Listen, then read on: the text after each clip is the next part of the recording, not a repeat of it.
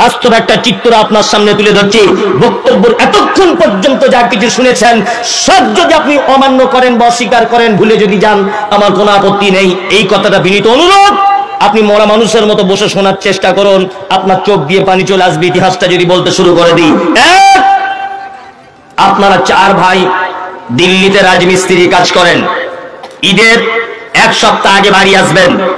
আপনার স্ত্রীকে ফোন করে বলছেন, হ্যালো নাসিমা। বলছে, হ্যাঁ আমি আগামী বুধবার বাড়ি যাচ্ছি, তোমার জন্য কিছু নিয়ে যেতে হবে। ওর স্ত্রী তখন বলছে, আমার জন্য লাল টকটকে শাড়ি, দামি একটা ব্লাউজ, আমার বেটার জন্য জিন্স প্যান্ট, আমার বেটির জন্য দামি চুড়িদার, আর মনে রেখো আমার বোনের জন্য 2টো চুড়িদার, মানে শালির জন্য। লোকটা দিল্লি শপিং মলে কেনাকাটা করছে।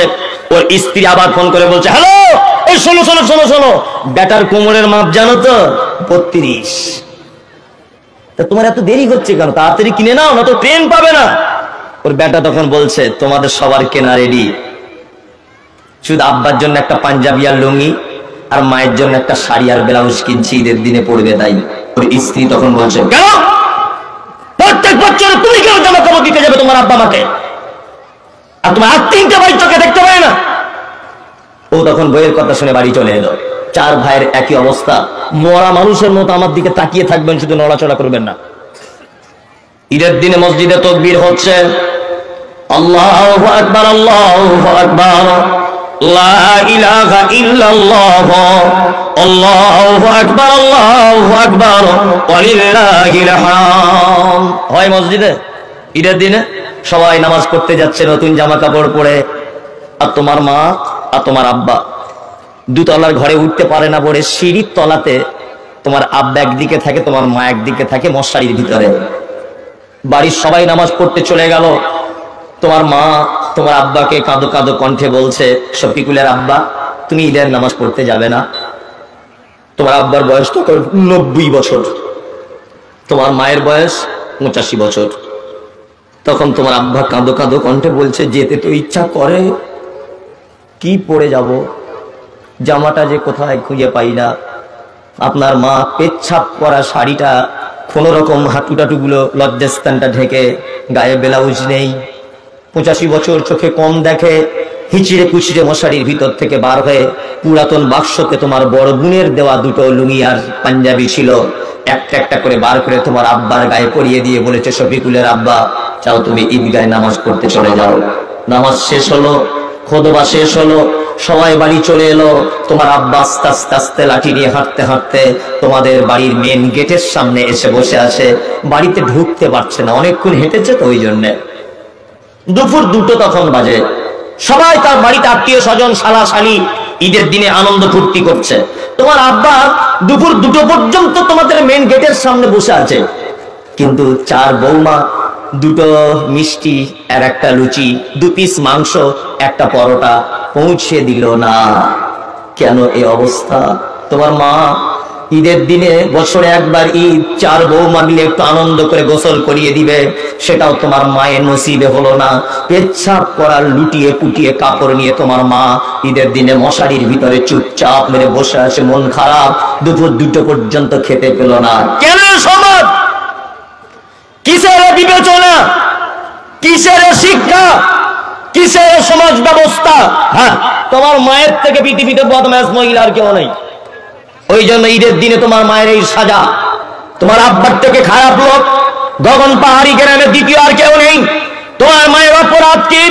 তোমার মায়ের অপরাধ হচ্ছে এই যে গগন পাহাড়িতে তোমার মা ছিল সব থেকে পর্দানাসীন নারী, কোন পর পুরুষের মুখ দেখাতো না। আরে মোলামা দেখলে লজ্জা করে মুখ দেখে বাড়িতে ঢুকে যেত। তোমার মা মানে পর পুরুষকে কখনো দেখা দিত না। কিন্তু তোমার মা তোমার মতো অপদার্থ ছেলেকে জন্ম দিতে গিয়ে পাকুড়ের হাসপাতালে পর পুরুষ ডাক্তারের সামনে উলঙ্গ হয়ে তোমাকে জন্ম দিয়েছে। এটা তোমার মায়ের জীবনের 1 নম্বরের অপরাধ। তোমার যে মা মুখ দেখাতে লজ্জা করত, তোমার সেই মা তোমার মতো অপদার্থ বেটাকে জন্ম দিতে গিয়ে হাসপাতালের বেডে পর পুরুষকে তার লজ্জাস্থান দেখিয়ে দিয়েছিল। তার জীবনের সব থেকে বড় ভুল হচ্ছে এটা। তোমার মায়ের দ্বিতীয় ভুল, তোমার মায়ের মাথার চুল কালো কুচকুচ করতে হাঁটু পর্যন্ত দুলতো। পাড়ার মেয়েরা তোমার মায়ের মাথার চুল দেখতে আসতো। তোমার মতো অপদার্থ বেটাকে জন্ম দিতে গিয়ে ওই পাকুড়ের হাসপাতালের বেডে লাল রক্তে কালো কুচকুচে চুলগুলো জমাট বেঁধে গিয়েছিল তোমার মতো বেটাকে জন্ম দিতে গিয়ে। তোমার মা মানে তোমার মায়ের 3 নম্বরের অপরাধ। ডাক্তার বাবু বলেছে এখনই বাচ্চা সিজার করতে হবে, তাছাড়া বাচ্চা মারা যাবে। তোমার মা সেদিন ডাক্তারের দুটো পায়ে ধরে বলেছেন, ডাক্তার বাবু আপনি যেমন করে হোক আমার বাচ্চাকে পৃথিবীর আলো দেখান, বিনিময়ে যদি আমার প্রাণ দিতে হয় তবু দিয়ে দিব। তোমার যে মা ইনজেকশন দিতে ভয় করত, তোমার যে মা ব্লেড দিয়ে নখ কাটতে ভয় করত, সেই মাকে, জীবিত মাকে ধারালো ছুরি দিয়ে ডাক্তার বাবু সাদা চকচকে হাঁসের ডিমের মতো তোমার মায়ের পেট একেবারে ক্যাচ করে কেটে দিয়ে তোমাকে পৃথিবীর আলো দেখানো হলো। সেই যে মোটা সুতো আর মোটা সুচ দিয়ে তোমার মায়ের পেট সেলাই করে দেওয়া হলো। আজও তোমার মা 65, 70, 80, 85 বছর বয়সে মশারির ভিতরে সেই ব্যথা বেদনা কষ্ট সহ্য করছে। তোমার মায়ের অপরাধ কি?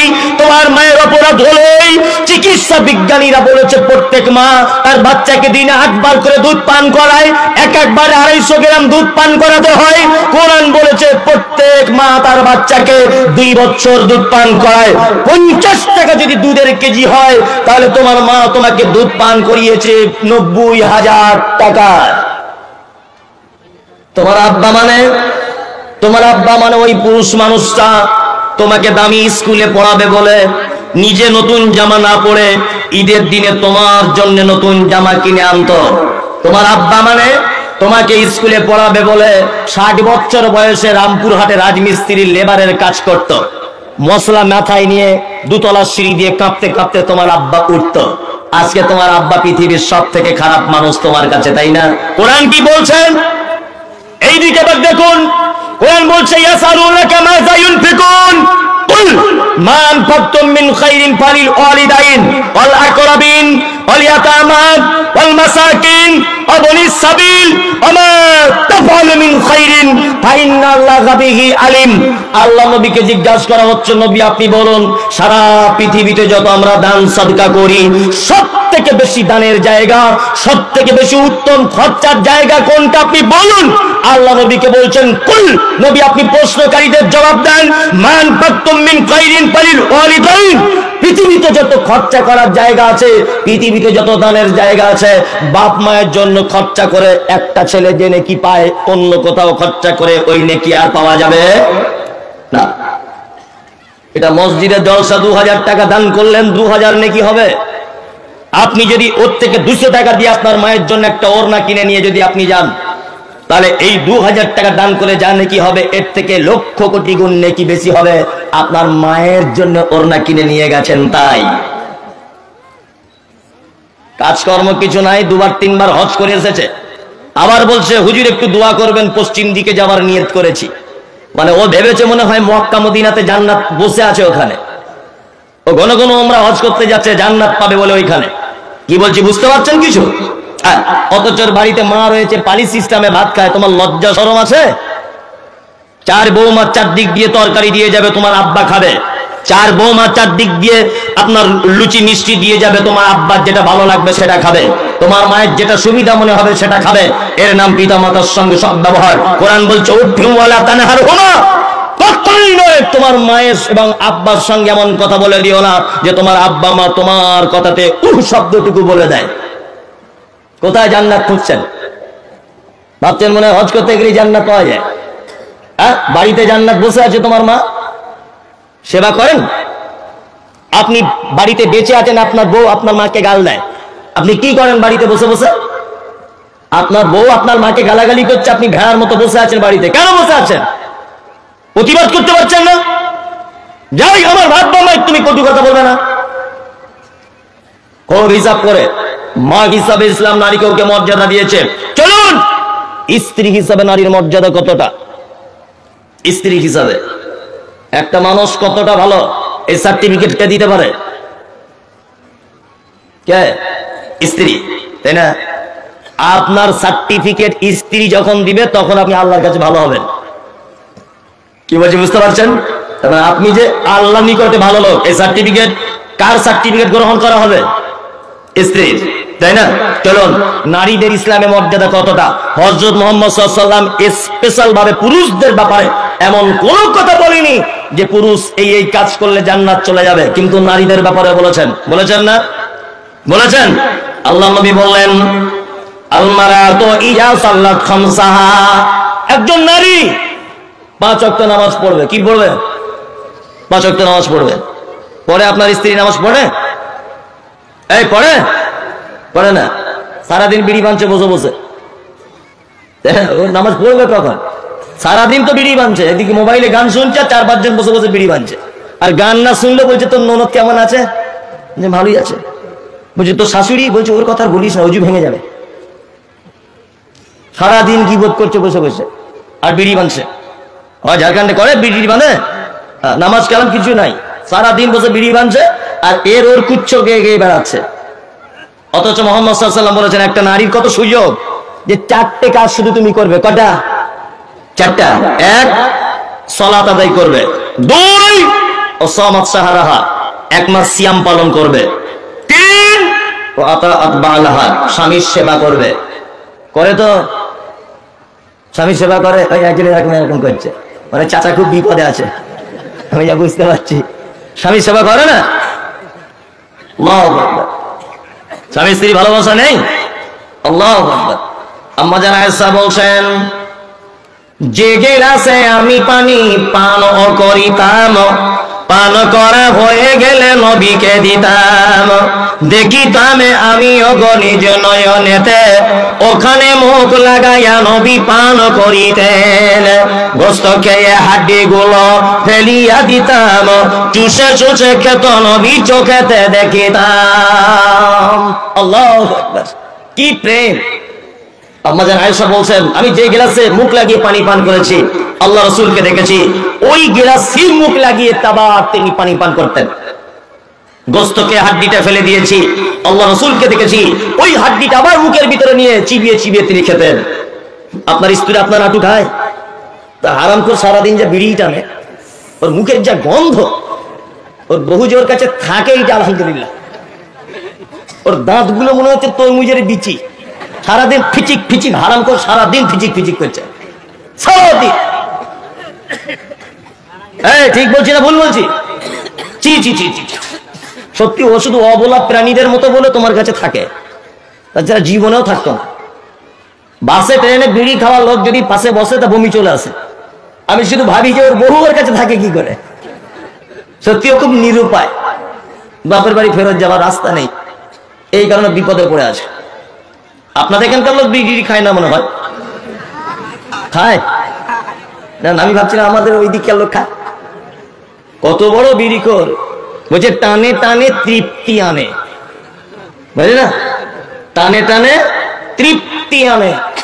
পৃথিবীর একটা নিকৃষ্ট খাবার, তার নাম বিড়ি, যেটা পায়খানা ঘরে বসে বসেও খাওয়া যায়। এর থেকে নিকৃষ্ট কিছু হতে পারে বলুন? আচ্ছা, কারোর যদি প্রচন্ড পিপাসা যদি লাগে, আর পায়খানা ঘরের ভিতরে যদি কাউকে 1 গ্লাস পানি দেওয়া হয়, সে খেতে পারবে? পারবে? পারবে না। কিন্তু 2টো বিড়ি দিয়ে দেন, ওই 4-5টা মেরে দিবে। তার মানে নিকৃষ্ট খাদ্যের ভিতরে একটা খাদ্য। আমি মুম্বাই যাই রমজান মাসে মাদ্রাসার আদায় করতে। মাদ্রাসা চালাতে গেলে বুঝতে পারছেন সাহেব জানে সব বাইকে যেতে হবে। তা রমজান মাসে আমি মুম্বাইয়ে যাই, তা আদায় টাদায় করে আসছি। তা ইগতপুরি বলে একটা স্টেশন আছে, যারা মুম্বাই গেছেন জানেন ইগতপুরি। এখন এই ইগতপুরি স্টেশনের ট্রেনটা প্রায় 2-3 ঘন্টা দাঁড়িয়ে আছে, যাচ্ছে না, সিগন্যাল নেই। তা আমি দাঁড়িয়ে আছি, আর 2টা ছেলে দেখছি এরকম এরকম করছে, ঘুরছে ফিরছে এরকম এরকম করছে। তারপর দেশপত্র দেখে মনে হচ্ছে যে বাঙালি, আর আমি তো পিওর বাঙালি, বেশি হিন্দি ফিন্দি বলতে পারি না, কোন রকম কাজ চালানোর মতো হিচড়ে চেঁচড়ে বলি। তা ওকে আমি জিজ্ঞাসা করছি, ভাই তোর বাড়ি কোথায় রে? বাংলাদেশ। ও বলছে আমার বাড়ি মুর্শিদাবাদ। তোদের কি কিছু হারিয়ে গেছে টাকা পয়সা?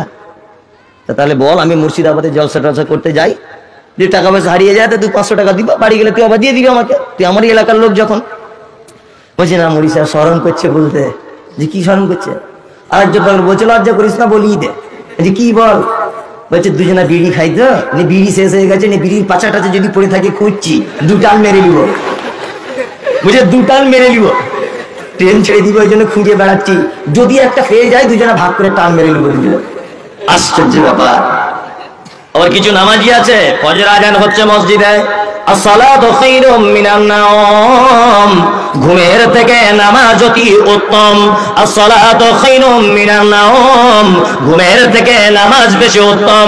নামাজি রে, ওরে মুমিন, তোরা যা ঈমানের স্বীকৃতি দিয়েছি বাড়িতে ঘুমিয়ে থাকতে পারবি না, কম্বলটা ছেড়ে দাও, কাঁথাটা ছেড়ে দাও, শীতের পানিটা ব্যবহার করে ওযু করে নাও। একেবারে যদি তুমি জয়ীফ হয়ে যাও, প্রয়োজনে তুমি কি করো, তায়াম্মুম করে নাও, তাড়াতাড়ি করে তুমি মসজিদে চলে আসো। আর কি করবে, যদি ভালো বুঝো তোমার বাড়িতে যদি মিসওয়াক থাকে তা তুমি মিসওয়াক করে নাও, কারণ মিসওয়াক করা উত্তম কাজ। ফজরে উঠে মিসওয়াকটা না খুঁজে ওর বহুকে বলছে, সাফিনার মা কি করছিস, এখনো ঘুমাচ্ছিস নাকি? তো এত চিল্লাচ্ছ কেন তুমি ফালতু কাজে? না রে, বিড়িটা পেয়েছি, দেশলাইটা পাচ্ছি না রে, কোথায় ঢুকে গেল, কোথায় দেখতো। হারামখোর বাড়িতে বিড়ি ধরিয়ে মসজিদের গেটে বিড়ি ফেলে ওযু করে মসজিদে ঢুকছে। ছি ছি ছি, এরকম লোক আপনার ঝাড়খণ্ডে নেই? আছে? ও মসজিদে ঢুকলে ফেরেশতা পর্যন্ত জানলা দিয়ে পালাবে, যে চিজ একটা ঢুকেছে, ওর মুখের যা গন্ধ, আর বাসি মুখে টানলে তো আরো গন্ধ। আল্লাহ, ছি ছি ছি, একদম ছেড়ে দাও, চলুন।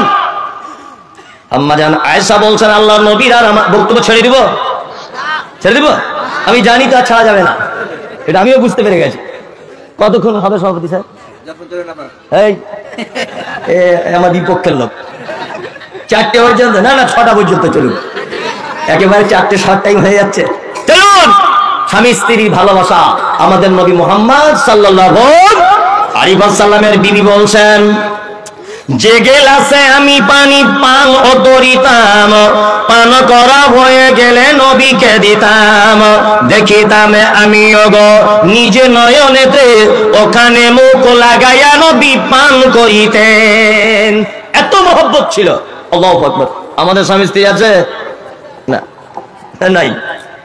আর এখন তবু আগেকার দিনের স্বামী স্ত্রী একটু মহব্বত ছিল, এখন তো মোটেই নাই। দুজনারই হাতে বড় মোবাইল, ও এইদিকে ঘুরে ও কার্টুন দেখছে, আর এইদিকে অন্য কারোর সঙ্গে চ্যাটিং করছে, দুজনে দুই দিকে ব্যস্ত।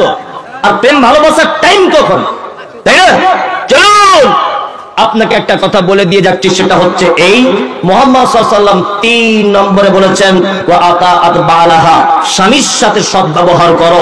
মেয়েরা যারা বসে আছেন অল্পতে সন্তুষ্ট হবেন, স্বামীর ইনকাম কম আলহামদুলিল্লাহ পড়েন। লকডাউনের সময় তো অনেক ধৈর্যশীল মেয়েদের পরিচয় পাওয়া গেছে, প্রতিদিন গোশ মাছ না হলেও ডাল আলু ভর্তা হলেও আলহামদুলিল্লাহ বলেন, সর্বক্ষণ স্বামীর কৃতজ্ঞতা স্বীকার করবেন। চলুন, আল্লাহ নবী বলেছেন, ওয়া আহসানাত ফারজাহা, 4 নম্বরে ওই নারীটা জান্নাত চলে যাবে যে নারীটা তার লজ্জাস্থানের হেফাজত করবে, পর্দা করবে। পর্দা আছে এখানে? পর্দা কিন্তু আছে বেঙ্গলের থেকে ঝাড়খণ্ডে বেশি, এটা মানতেই হবে, তাই না? তবে এখনকার পর্দা বা ডিজাইনওয়ালা পর্দা। বোরকা পরে, তবে বোরকার পাছার দিকে দেখছে একটা লাল গোলাপ ফুল, জুড়ি বাবা। এমনি মেয়ের দিকে না দেখলেও এর পাছায় যে গোলাপ ফুল ঝুলছে ওতে এমনিতেই দেখবে, দেখবে না? আরে খালা, বোরকা পড়ুন, একটু ঢিলা ঢালা পড়ুন, অত দূর থেকে বোঝা যাচ্ছে বোরকা পরে আসছে, চিকচিক ঝিকঝিক ঝিকঝিক হচ্ছে, মনে হচ্ছে লাইট মারছে। এই ডিজাইন বোরকা পড়েন কেন? নরমালে বোরকা পড়ুন। কি বললাম বুঝলেন? ইসলামে পর্দা সুন্নত, ফরজ না নফল? কে ফরজ? আচ্ছা বলুন তো, নফল ও রোজা বেশি করে কারা, ছেলেরা না মেয়েরা? নফল নামাজ বেশি পড়ে কারা? মেয়েরা। বুবু আজকে কিসের রোজা করছে? বলছে আমার বেটা হাঁটতে শিখেছিল তাই। আর আজকে এটা কিসের করছো? বলছে আজকে আমার বেটার মুসলমানি হয়েছিল সেই ডেট অনুযায়ী। আজকে এটা কিসের রোজা? বলছে আমার বেটা প্রথম মা বলে ডেকেছিল তাই মানত করেছিলাম। ওর মানতের শেষ নাই, শুধু নফল রোজা আর নফল নামাজ নিয়ে ব্যস্ত। ওর একটা চূড়ান্ত পর্যায়ের দাবি হচ্ছে নফল নামাজ আর রোজা করে জান্নাতে যাবে। ওই মেয়েটাকে যদি বলা হচ্ছে বুবু তুমি একটু পর্দা করো তো, তখন বলছে পর্দা মনের ব্যাপার। অনেক মেয়েরা বলছে না, অনেক মেয়েরা আবার বলছে বয়স হয়ে গেছে কি আর পর্দা করবো, উনি সাহেব বয়স হয়ে গেছে। পাগল, যেমন মাল তেমন কাস্টমার থাকে না? নেই? ভালো মাল বাজারে স্পেশাল কাস্টমার কেনে, আর কানা বেগুন কেনে কে? মুচি কাস্টমার, তাই না? প্রত্যেক মালেরই কাস্টমার আছে। তুমি বলছো আমার বয়স হয়ে গেছে 60 বছর, কি আর বোরকা পড়বো? তুমি যখন রাস্তা দিয়ে যাবে, বট গাছের তলাতে 70 বছরের ফটিক চাচা বসে আছে তোমায় দেখবে বলে, তাই না? তার মানে তোমারও বয়স যেমন, ফটিক চাচারও বয়স তেমন। ওই জন্য বলছি, ওই সব নাটকের কথা বাদ দিয়ে মা, আপনি নিজেকে একটু হেফাজত করে রাখুন। কারণ পৃথিবীতে সব থেকে মূল্যবান জিনিসকে মানুষ হেফাজত করে রাখে, তাই না? তাই না? মূল্যবান জিনিসকে। তা আপনি হচ্ছেন মূল্যবান সম্পদ পৃথিবীর। ওই জন্য আপনার উচিত আপনি নিজেকে আটকে রাখবেন। আচ্ছা, এইবার একটা কথা জিজ্ঞাসা করছে, আমার দিকে ফিরুন। পুরুষের লজ্জা বেশি না মেয়ের লজ্জা বেশি? এবার যে মেয়েদের, মানে মেয়ে ছাড়া কিছু বুঝে না। হ্যাঁ, লজ্জা বেশি কাদের? হ্যাঁ বলছে মেয়েদের। এখনো বলছো? আমি বলছি পুরুষের লজ্জা বেশি, মেয়ের লজ্জা কম বর্তমানে। তার প্রমাণ, আপনি বাসে করে মালদায় যাবেন, 40 জন প্যাসেঞ্জার, 20 জন নারী, 20 জন পুরুষ। 20 জন পুরুষ, একটা পুরুষ মানুষের পেট পিঠ দেখা যাবে না। দেখতে গেলে জামা খুলে দেখতে হবে। কিন্তু যে 20 জন মেয়ে ছেলে বাসের ভিতরে আছে, তার মধ্যে অন্তত 7-8 জন মেয়ে ছেলেরও দেখা যাবে পেট পিঠ সব আগলা হয়ে আছে। ঢেকে রাখার কথা ছিল কাদের? মেয়েদের। আর ঢেকে রেখেছে কারা? ছেলেরা। এখন তো সবই উল্টা। উল্টা না, ওই শরীফ থেকে শরীফা হয়ে যাচ্ছে, আশরাফুল থেকে আশরাফা। মেয়ে ছেলে বেটা ছেলে পাল্টাপাল্টি হয়ে যাচ্ছে না সব এখন হসপিটালে গিয়ে। আশ্চর্য জামানা। এরপরে আর মেয়ে ছেলে বেটা ছেলে করে কিছু থাকবে কি বলে এটা সন্দেহ হচ্ছে এখন। আল্লাহ আকবার। পুরুষ মানুষ দেখছি কানে দুল লাগিয়ে ঘুরছে। মাঝে সাঝে ভাবি যে এ মেয়ে ছেলে না বেটা ছেলে। এতদিন দেখে এসেছি যে মেয়ে ছেলেরা কানে দুল পড়ে, এখন ছেলেরাও পড়ে। আপনাদের এখানে পড়ে? পড়ে। আল্লাহু আকবার। আল্লাহ তুমি জাতিকে সঠিক বোঝার তৌফিক দান করো। পর্দা। স্বামী বাড়িতে নেই, স্বামী বাড়িতে নেই, তোমার আপন ভাই আসতে চাইছে, অসুবিধা নাই। স্বামী বাড়িতে নেই, তোমার বোনের বেটা আসতে চাইছে, অসুবিধা নাই। স্বামী বাড়িতে নেই, তোমার আপন মামা আসতে চাইছে, অসুবিধা নাই। স্বামী বাড়িতে নেই, তোমার আপন চাচা আসতে চাইছে, অসুবিধা নাই। স্বামী বাড়িতে নেই, তোমার আপন বোনের বেটা আসতে চাইছে, অসুবিধা কিছু নাই। স্বামী বাড়িতে নেই, তোমার আপন ভাই আসতে চাইছে, অসুবিধা কিছু নাই। স্বামী বাড়িতে নেই, তোমার মামাতো ভাই যদি বলে তোদের বাড়িতে যাব, ফোনেই বলে দেন একদম পা দিবি না, তোর দুলা ভাই বাড়ি নাই। কি বলছি বুঝতে পারছেন? হঠাৎ করে একটা লোক মোটর সাইকেল নিয়ে এসেছে, এসে বলছে কেমন আছো? বলছে আলহামদুলিল্লাহ ভালো আছি। তুমি ভালো আছো মামা? বলছে হ্যাঁ ভালো আছি। শাশুড়ি বলছে বৌমা এটা তোমার কি হয়? বলছে এটা আমার মামা হয়। বলছে তোমার 13-14 বছর বিয়ে হয়ে গেল, মামাটাকে তো কোনোদিন দেখিনি। তখন বৌমাটা বলছে আমার মামা নয়, মানে এই লোকটা কাপড়ের ফেরি করে, আমাদের বাড়িতে মাঝে সাঝে আসে, তা আমার মা ওকে ভাই বলে ডাকে, এই জন্য মামা বলি। আচ্ছা বলুন তো, মামা সম্পর্কে বললে কি পর্দা করতে নাই? আবার কেউ কেউ বলছে এটা আমার পাতানো মামা।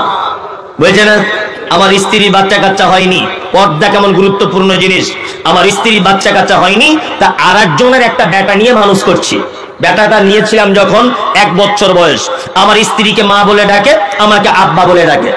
ভালো করে বুঝবেন, আমার স্ত্রী দোকান থেকে দুধ কিনে এনে তাকে দুধ পান করিয়ে করিয়ে মানুষ করে, আজকে বয়স তার 18 বছর। 18 বছর বয়স, কিন্তু আমার স্ত্রীকে মা বলে ডাকে, আমাকে আব্বা বলে ডাকে। বলুন ওই বেটা ছেলেটা আমার স্ত্রীর দুধ পান করেনি, এখন শরীয়তের বিধান আমার স্ত্রীর সঙ্গে ওই ছেলেটার পর্দা আছে না নেই? আছে। আর মানে পালিত পুত্র যদি দুধ পান না করে তাহলে পর্দা আছে, তাই না? তা পালিত পুত্রর মাঝখানে যদি পর্দা লাগে, তোমার পাতানো মামু চলে? হ্যাঁ, তোমার পাতানো কুটুম চলে? চলবে না। নিজেকে হেফাজত করে রাখুন। মুহাম্মদ সাল্লাল্লাহু আলাইহি ওয়াসাল্লাম তিনি বলেছেন ফাতাদখুল মিন আইয়াবিল জান্নাতিস সাআত, জান্নাতের 8টা দরজার যে কোনো দরজা দিয়ে নারী তুমি ঢুকে যাবে। নারীদের মর্যাদা বলতে বলতে এত দূর এলাম, তো মেয়েদের ব্যাপারে আরেকটা চমৎকার হাদিস বলে দিচ্ছি, যে হাদিসে মুহাম্মদ সাল্লাল্লাহু আলাইহি ওয়াসাল্লাম ওদের ব্যাপারে অনেক খারাপি বর্ণনা করেছেন। মায়েদেরকে বলবো যে আপনারা এই খারাপি থেকে বেঁচে থাকুন। রাত্রি 12:30 বাজে, তো আমি জানি মানুষ আর বসবে না, তাই না স্যার? এই যারা বসে আছেন আর যেন আমি ছেড়ে দিব, বসে যান। যারা 2-3টে লোক উঠবেন, যাদের মানে পেচ্ছাপের প্রয়োজন উঠবেন, যারা বিড়ি চিড়ি টানার ইচ্ছা হচ্ছে ট্রেনে আবার বসবেন, কিন্তু বলে দিলাম পালাবেন না। টেনে এসে আবার বসবেন, পালাবেন না, আর পেচ্ছাপ করে এসে আবার বসবেন। যাই হোক, যে কথা বলছিলাম, এটা একটা মসজিদের প্রোগ্রাম। কিসের? মসজিদের। আল্লাহ নবী মেয়েদের ব্যাপারে একটা ভয়ঙ্কর হাদিস বলেছেন, ওটা কি শুনিয়ে দিব? দিন। বিশ্ব নবী বললেন, যে রাতে মিরাজ হলো বিশ্ব নবীজির, নবী বলে জাহান্নামে মহিলাদের ভিড়। একজন মহিলা বলে, বিশ্ব নবীজি রে, কোন কারণে বেশিরভাগ যাব জাহান্নামে? প্রথম কারণ হলো অধিক নারীগণ, অল্প ধনেতে তাদের ভরে না কমন। তৃতীয় কারণ হলো ষোলো সমাচার না শুকরিয়া করে নিয়ামত আমার। গীবত যে বেশি করে এক অপরের তরে, এহেন কারণে নারী যাবে জাহান্নামে। আল্লাহ রাসূল মিরাজের রাত্রিতে দেখলেন জাহান্নামের ভিতরে অধিকাংশ নারী আর নারী। ফেরত আসার পরে বক্তব্য রাখতে রাখতে বলছেন, ইয়া মাশারান নিসা তাসাদদাকনা, হে নারীরা, তোমরা আল্লাহর রাস্তায় দান করো, সাদকা করো। একজন নারী বলছেন, আল্লাহর নবী, আপনি কেন আমাদের বারবার দানের কথা বলছেন? কারণ কি?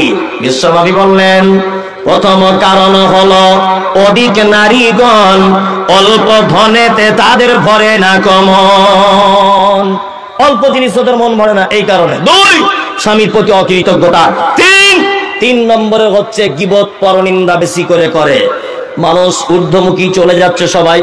আমি আলোচনার বেশি দীর্ঘায়ু করছি না। মাস্টার সাহেব যদিও আমাকে বলেছেন শেষের দিকে কিছু কথা বলবেন, ওই জন্য যারা বসে আছেন আপনাদের সকলের কাছে বিনীত অনুরোধ, রাত্রি এখনো বাজে 12:30, আপনাদের কাছে বিনীত অনুরোধ করছি, আজকের ঝাড়খণ্ডে যত প্রোগ্রাম করেছি এবছরে সব থেকে বেশি মনে হয় শ্রোতা আজকেই হয়েছে। আজকেই, এটা আমার মনে হচ্ছে। আর শ্রোতা শুধু নয়, একেবারে অ্যাক্টিভ শ্রোতা।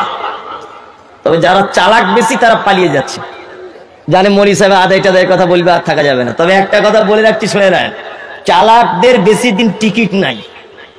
চালাক যারাই হয়েছে তারাই জালে ফেসেছে।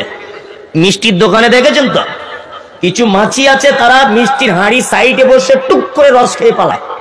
আর যারা খুব চালাক, মনে মনে করে কাউকে খেতে দেবো না, সব মাল একা খেয়ে নিব, এসেই দেখবেন হাঁড়ির মাঝখানে লাফ দিয়ে দেয়। সকালবেলা দেখবেন কোলা ব্যাঙের মতো ফুলে বসে আছে। কি বললাম বুঝলেন? চালাক হওয়া ভালো, চালাকি করা কে অতীব খারাপ। ছোট্ট একটা কথা বলে দিই যাতে মানুষ না চলে যায়। এখন একটা লোকের পাতলা পায়খানা হচ্ছে, খুব 10 বার 12 বার যাওয়া আসা হয়ে গেছে। তা ওর বউ ওকে বলছে, চালাকদের কি হয় সেটা বলছি, ওর বউ ওকে বলছে একটু ডাক্তারের কাছে যাও না। চাচা বয়স্ক লোক লাঠি নিয়ে হাঁটতে হাঁটতে হাঁটতে হাঁটতে পাকুড়ি স্টেশনে গেছে ডাক্তার দেখাতে। বড় ডাক্তার হলে কি করে, ওষুধপত্র দেয় না, প্রেসক্রিপশনে লিখে দেয়, তাই না? এখন প্রেসক্রিপশনে লিখে দিয়েছে, ও তো মূর্খ সুর্খ লোক, বুঝে না, প্রেসক্রিপশন নিয়ে বাড়ি চলে এসেছে। ওর বহু বলছে, হাগো ডাক্তার কি বললো? বলছে ঘোড়ার ডিম 500 টাকা ঝেড়ে নিল, আর দেখ না কি লিখে দিয়েছে। লেখায় কি আর পায়খানা কমে? ডাক্তার বড় হলে কম্পাউন্ডার থাকে, ডাক্তারে থাকে না? থাকে। এখন ওর বউ তখন বলছে, এক কাজ করো, ফটিকদের ফার্মেসি একবারে নিয়ে যাও। তা ফটিকদের ফার্মেসি নিয়ে গেছে। তা ফার্মেসিওয়ালা দেখে প্রেসক্রিপশনটা দেখে বলছে 2টো ট্যাবলেট দিয়েছে সকালে দুপুরে খেতে, আর পায়খানাটা 3-4 দিন হচ্ছে, তো এই জন্য পায়খানা আর পেচ্ছাপ কোনো ইনফেকশন আছে কিনা পরীক্ষা করার জন্য লিখে দিয়েছে। চাচা শুনে বাড়ি চলে এসেছে। ওর বহু বলছে, কি বললো ডাক্তার? বলছে ঘোড়ার ডিম 2টো ওষুধ দিয়েছে আর পেচ্ছাপ পায়খানা পরীক্ষা করতে বলেছে। তা চাচি বুড়ো লোক, তার চাচিটা আবার বলছে চাচাকে, আগো কতটা পরীক্ষা করতে হবে মাল, এটা বলেছে কিছু? বলছে না, সেটা তো বলেনি। তখন ওর বহু বলছে, তাহলে বেশি করে নিয়ে যাও, যদি শর্ট পড়ে যায় গন্ডগোল হবে। বুড়া মানুষ সকালবেলাতে সে মিষ্টির হাঁড়িতে 1 হাঁড়ি পায়খানা করেছে, আর 1 বোতল পেচ্ছাপ করে বগলে করে নিয়ে ডাক্তারের কাছে যাচ্ছে পরীক্ষা করতে। এখন ডাক্তারের কম্পাউন্ডার ছিল 2জন খুব চালাক। বড় ডাক্তারের কম্পাউন্ডার থাকে না, কম্পাউন্ডার দুটো ভাবছে মনে হয় সারা ওষুধের কাজ ভালো হয়েছে, ওই জন্য মিষ্টি আনছে। ডাক্তার কাছে ঢোকার আগে কম্পাউন্ডার দুটো মনে মনে ভাবছে যে ডাক্তারকে বুঝতে দিব না, মিষ্টিটা আগে আমরা নিব। যে বেশি চালাক রাম আর শাম, 2জন কম্পাউন্ডার। রাম বেশি চালাক, ও তখন বলছে, স্যার আসুন আসুন স্যার আসুন, বলে ওর মিষ্টির হাঁড়ি নিয়েছে, আর একজন বগল থেকে পানির বোতল নিয়েছে, লুকিয়ে রেখেছে। না 2জনে ভাবছে ডাক্তারকে বলবি না, ডাক্তার দুপুরে বাড়ি চলে যাবে, তখন আমরা 2জন খাবো। এখন রাম ডাক্তার বাড়ি চলে যাবার পরে রাম মনে মনে ভাবছে 2 পিস বেশি করে আমি খাবো। যে একটু অর্ধেক মানে অল্প অল্প বুদ্ধি যা, তাকে বলছে তুই দরজা জানলা লাইট টাইট সব অফ করে দে। দরজা জানলা লাইট অফ করে দিয়েছে। রাম চালাক বেশি, ও খেতে বসেছে, মিষ্টির হাঁড়ি খুলেছে, হাত দিয়েছে, বলছে সালা রসগোল্লা নাই রে, দই তো। মানে বয়স্ক মানুষের পাতলা পায়খানা ভাবছে দই, বলে কেটে দিয়েছে চ্যাট করে। আরে ভাই কেমন টেস্ট, বলছে তুই খেয়ে দেখ তবে বুঝবি। দুজনাই সারা মুখে একদম পায়খানাতে ভরে গেছে। এখন পানিটা ভেবেছে হয়তো কোনো বরকতের পানি টানি হবে, এইখানে তো বুঝলো ভাই কেউ কাউকে বলতে পারতে না যে সর্বনাশ হয়েছে। এখন পানিটা ভেবেছে বরকতের হবে। এখন বুড়া মানুষের পেচ্ছাবের গন্ধ, আল্লাহু আকবার, ওই মাল দিয়েছে মুখে এইরকম করে, বুঝতেই পারছেন। তার মানে অতি চালাক হওয়া ভালো নয়। যারা চলে যাচ্ছেন চালাকি করিয়েন না। দেখুন, গরু যদি দুষ্টামি করে তার মালিক কিন্তু তার গলাতে বাঁশ ঝুলিয়ে দেয়। আপনাদের এখানে দেয়? দেয়। যে গরু বেশি লাফালাফি করে তার মালিক দেখবেন বাঁশ ঝুলিয়ে দেয়, ঘন্টা কি বলে আপনাদের ওটা? ঘটনা, ঘটনা মেরে দেয়। দেখি বড্ড বাড়াবাড়ি করছিলিস, এবার মজা বুঝ, তাই না? টাকা বেশি হয়েছে, বড্ড বাড়াবাড়ি করছেন। আলেম ওলামা দেখলে সালাম করতে চাইছেন না। মসজিদের জলসার টাকা চাইছে, আগেই পাছা গরম হয়ে যাচ্ছে, উঠে চলে যাচ্ছেন বাড়ি। টাকা আছে বলে দিবেন না মনে করছেন, তাই তো? আল্লাহ বলছে শোন, আমার নাম রব, ঠিক গরুর মতো ঘোমটা ঝুলিয়ে দিব তোকে, এমন বিপদ দিয়ে দিব, পাকুড়ে প্রেসক্রিপশন করে রিপোর্ট করে রোগ ধরা পড়বে না, পাটনায় পাঠিয়ে দিব, পাটনাতেও চিকিৎসার রোগ ধরা পড়বে না, ভেলোরে পাঠিয়ে দিব, ভেলোরেও 3 মাস ধরে থাকবি, শুধু 22 রকম রিপোর্ট করবি, রোগ ধরা পড়বে না। আল্লাহ বলছে রোগ ধরা পড়বে না, এটাই তোর রোগ। শুধু রিপোর্ট করে তো 4 বিঘা জমির 12টা বাজিয়ে দিব। এটা আল্লাহ পারে কি পারে না? পারে। রোগ ধরা পড়বে না, রিপোর্টই 4 বিঘা জমি শেষ। পারে? পারে। ওই জন্য বলছি বেশি বাড়াবাড়ি করিয়েন না। মসজিদের জলসা আল্লাহর ঘর, এখানে মানুষ সেজদা দিবে। কি বললাম বুঝলেন? সব থেকে উত্তম ঘর কোন ঘর? মসজিদ, তাই না? আমি তো মনে করি, আমি আদায়কারী বক্তা নয় যদিও, তবুও বলছি, দান সবাই করতে পারে না। আল্লাহ যার টাকা কবুল করে সে দিতে পারে। কোটি টাকার মালিক ভিখারিকে ভিক দেয় না। আবার একজন রিক্সা চালক দেখতে পাওয়া যায় প্রতিদিন 10-5 টাকা দান করে, তাই না? তার মানে আল্লাহ কোটিপতির দান কবুল করেনি, রিক্সা চালকের কবুল করে নিয়েছে। 5 জন মানুষ বলুন তো, যে 5000 টাকা আমি মসজিদে দেবো, দেখি আল্লাহ কার কবুল করছে। 10,000 বলবো না, 5000 দেন তো। একটা লোক বলুন বাপের বাটে কে আছেন, দেখবো আল্লাহ কার কবুল করে রেখে দিয়েছে। বলুন একটা লোক, কেউ আছেন? আমি জানি ঝাড়খণ্ডে আদায় কালেকশন কম হয়, আমি একটা লোককে দেখতে চাইছি যে আল্লাহ আপনার কবুল করেছে কিনা, যে আমার পক্ষ থেকে আমি 5000 টাকা মসজিদে দান করে দিলাম গগন পাহাড়িতে। বলুন, আছেন কেউ? নাই। ও দান করবে না নিয়ে তোরই বসেছে। দেখি মলি সাহেব তোমার কত চালাকি আছে, তাই না? আলহামদুলিল্লাহ এর আগেও কালেকশন হয়েছে, ওই জন্য হয়তো হবে না।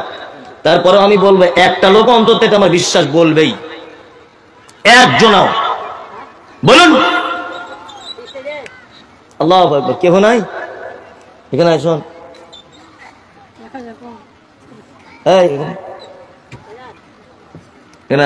কি নাম তোমার? আব্দুল মুসাইব। বিয়ে করেছো? এখনো করোনি? তাড়াতাড়ি করে নাও। কে দিলে তোমার আব্বু? ক টাকা? 2000। তোমার আব্বু কাছে যাও, গিয়ে বলো 3000 দাও। মদন মোহনপুরের মুখিয়া 5000 টাকা দিয়েছেন। গগন পাহাড়ের মুখিয়া। আব্বাকে মফিজুদ্দিন কে আছে জি এখানে? কে মফিজুদ্দিন? মিলওয়ালা। এই আপনি 3000 টাকা দেন, প্রেম করিয়েন না। আচ্ছা ঠিক আছে, লিখে নেন। মফিজুদ্দিন 3000, 3000 বাকি 2000 ক্যাশ। ও মানিকপাড়া মুখিয়া 5000, দুজন হয়ে গেল 10,000 টাকা। আমার একটা টার্গেট, আমি 1 লাখ টাকা যেমন হোক করে পৌঁছাবো ইনশাল্লাহ। আপনার আমাকে একটু সাথ দেবেন। 1 লাখ। যদি বলছেন আপনার ঢং তো কম নয়, 1 লাখ 10,000-এ যেতে পারছেন, 1 লাখ। এই দেখুন আল্লাহর পক্ষ থেকে হবেই, এটা আমার বিশ্বাস, হবেই। আপনারা শুধু বসে থাকুন, তারপরে দেখতে হয় কিনা হয়। চলুন। কত কেটে গেল? কোনটা কেটে গেল? ও আর একটা এসেছে আলহামদুলিল্লাহ। তবে সামনাসামনি বলতে নেই, তবুও বলছি। কত? 25। আসসালামু আলাইকুম। বলুন। হ্যাঁ, আপনার কম হয়ে যাচ্ছে একটু। না না, আর 5,000 টাকা দেন। আচ্ছা ঠিক আছে, মাস্টার মশাইয়ের ছেলে 25,000 টাকা। সত্যি খুব ভালো পরিবার, খুব ভালো লাগলো মাস্টার সাহেবের বাড়িতে এসে। মানে সব শিক্ষিত মানুষ, সবাই ছেলেগুলো। আল্লাহ ওনাকে দিনের জন্য কবুল করে নাও, আমিন। খুব নরম মানুষ। গত বছরে এসেছিলাম, খুব সুন্দর মেহমানদারি, এবারেও খুবই মনের দিক দিয়ে আনন্দের ভিতরে আছি। শুকরিয়া। 25,000 টাকা ওনার বেটা দিয়েছেন, তাহলে আমার পক্ষ থেকে হলো 10 আর 25 35, তাই তো? এটা তো হয়ে গেল। কত? 3,000 দিয়ে দিয়েছে। এটা কার নামে? মফিজউদ্দিন, ওর মায়ের নামে। শুনুন একটা কথা বলি, আমার দিকে ফিরুন। চাচা এখানে আসুন তো, আপনি এইখানে কানে শুনতে পান? এখানে আসুন, কিছু বলবো না আমি, এখানে আসুন। আরে আসুন না রে বাপ, আসুন আমার দিকে। 1 মিনিট দাঁড়ান, দাঁড়ান। একটা জিনিস আপনাদেরকে দেখাচ্ছি শিক্ষা দেওয়ার জন্য। এখানে আসুন, জুতা পড়তে হবে না, এমনিতে আসুন, চলে আসুন। আমার দিকে ফিরুন, একটা আপনাকে খুব চমৎকার শিক্ষা দিচ্ছি। আসুন, আসুন তো, আসুন। এই তো, কি নাম বাবজি? জয়নাল শেখ। কত বছর বয়স হবে আপনার একটা আইডিয়া? মোটামুটি 75। আলহামদুলিল্লাহ, আল্লাহ আপনাকে দীর্ঘজীবী করুক। দাঁড়ান, আপনি পালাচ্ছেন কেন? আপনাকে দিয়ে, আপনাকে আমি অপমান করার জন্য ডাকিনি। আপনাকে আমি চিনি না। আমার আব্বার বয়স এখন 62 থেকে 63 বছর। তার মানে আমার আব্বার থেকে আপনি বয়স্ক মানুষ। আপনাকে আমি বাপের মর্যাদা দিয়ে বলছি, আপনাকে মান সম্মান নষ্ট করার জন্য ডাকিনি। শুধু একটা কথা জিজ্ঞাসা করব, রাজি আছেন আপনি? করেন। আপনার আব্বা মা বেঁচে আছে? কতদিন মারা যাওয়া হলো? মোটামুটি 15 বছর। বাপ 20 বছর, 30। আচ্ছা, আব্বা মারা গেছে অনেক আগে, আর মা মারা গেছে 15 বছর আগে। আচ্ছা, আপনি এবার বলুন, এই 15 বছর আর আপনার আব্বার মারা যাবার এই 15 বছর বা 20 বছরের ভিতরে আপনি আপনার আব্বা মায়ের কবরের পাশে দাঁড়িয়ে গিয়ে বলেছেন কোনোদিন যে আল্লাহ আমার আব্বাকে একটু ক্ষমা করে দাও? এর নাম পৃথিবী। জান বসুন। এর নাম কি? পৃথিবী। এর নাম পৃথিবী। এই যে আপনি ভাবছেন না যে টাকা বেটার জন্য রেখে যাচ্ছি, বেটা দান করবে সম্পদ, আপনি একবার মরে দেখুন, আপনার বেটা ইমাম সাহেবকে বলবে যে লাশ বেশিক্ষণ বাড়িতে রাখতে নেই। বলবে না? বলছে লাশ বেশিক্ষণ বাড়িতে রাখতে নেই, তাড়াতাড়ি দাফন করার হাদিস আছে। আপনার স্ত্রী নাকি আপনাকে ছাড়া চলতো না। রাত 2টার সময় আপনি বিছানাতে মরে আছেন, স্ত্রী পাশে শুয়েছিল, ও লাফ মেরে উঠে বলবে মরে গেলাম। মরা মানুষের পাশে শুয়ে আছে তাই। তার মানে আপনার নিঃশ্বাস যতক্ষণ, আপনার প্রেম ততক্ষণ।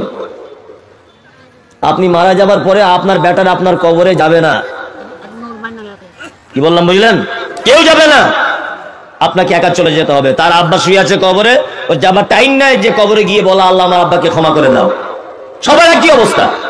ওই জন্য বলছি, বিনীত অনুরোধ যে আপনারা 5,000 না পারেন, ও রাজু 5,000, বাসির 5,000, আপনারা 5,000 না পারেন অন্তত 2,000 টাকা দেন, চলেই তো যাবেন। ও লাখের একটা বেনামিত অলংকার, সেটাই নেন, একজন 1,000 টাকা। আসুন একটু মেহেরবানি করুন, আসুন সকলে আসুন, আর একটু মেহেরবানি করুন না ভাই। 2,000 টাকা দিতে পারবেন না আপনি?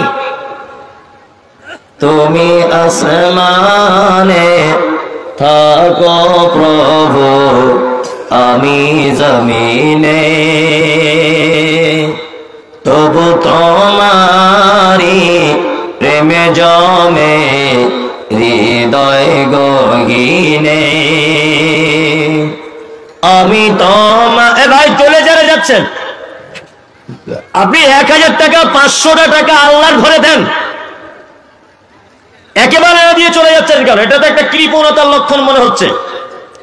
আসুন আসুন একটু মুসাফাটা করেই যান, অন্তত পক্ষে 20, 50, 100 টাকা নিয়ে। একদমই নয়, এটা উচিত হচ্ছে না। 10টা টাকা দিয়েও তো আপনি যেতে পারেন। এটা জিনিস আছে 500 টাকা দেন, যার কাছে যা আছে 10 টাকা 5 টাকা, আর একজন 1000 টাকা দেন, সকলেই দেন। আদায়ের জলসা একটু বলতে হবে। এটা একজন 200 টাকা, কোনো সমস্যা নেই, আপনি 100 টাকা দেন। 100 টাকাতে 100 জন মানুষ দিলে 10,000 হয়ে যাবে। মেহরবানি করুন একটু, সকলেই দেন, আল্লাহর রাস্তায় দেন।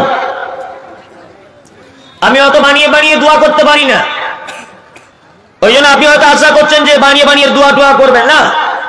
আপনি প্রেম দান করুন। ইন্নাল্লাহা আলিমুম বিযাতিস সুদূর, আল্লাহ অন্তরের কথা বুঝে কে কি আশাতে দান করছে। আর একজন 500 টাকা, আসুন ভাই একটু গুটি গুটি পায় আল্লাহর ঘরকে একটু সহযোগিতা করুন, এটা আপনাদের কাছে বিনীত অনুরোধ। আর একজন দিলেন 100, আর একজন 200, আল্লাহুম্মা সাল্লি আলাইহি আল্লাহুম্মা বারিক আলাইহি। আর একজন ভাই দিলেন 500 টাকা। জি, সকলেই দেন, সকলেই দেন। আরে অন্তত মুসাফারটা করে যান, আপনি এমনি কেন যাচ্ছেন? জি, আর একজন 500। আসুন। ওয়ালাইকুম আসসালাম ওয়া রাহমাতুল্লাহ। আলহামদুলিল্লাহ।